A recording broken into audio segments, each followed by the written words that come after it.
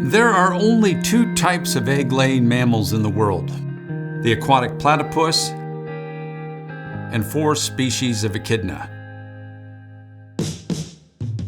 If it wasn't for the platypus, the echidna would be the undisputed champion of the most bizarre mammal category. Their name is quite appropriate. In Latin, echin is prickle. Similarly, the Greek word echidnos means hedgehog or sea urchin. So, there you have it. The echidna's body is covered with spines for protection. They aren't invincible though. Even though dogs, foxes, feral cats, and goannas can successfully prey on them, they make a valiant attempt to protect themselves from these merciless predators and often succeed. When frightened, they can dig in quickly with both fore and hind claws and partially bury themselves.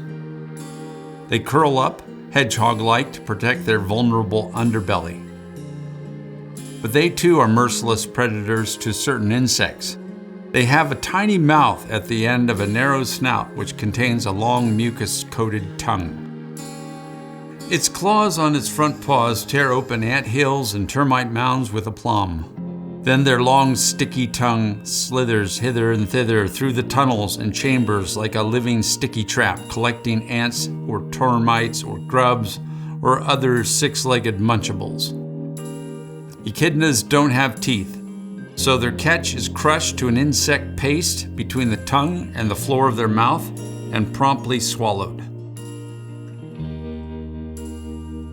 Of course, I must mention their hallmark feature: eggs. The female lays a single egg, which is transferred directly into a rear-facing pouch. A week and a half later, a puggle hatches. This endearing term is used for all young platypi as well. When it's time to leave the pouch, mom digs a burrow for her little one and frequents it every few days to nurse with 2 milk-secreting patches within her pouch area.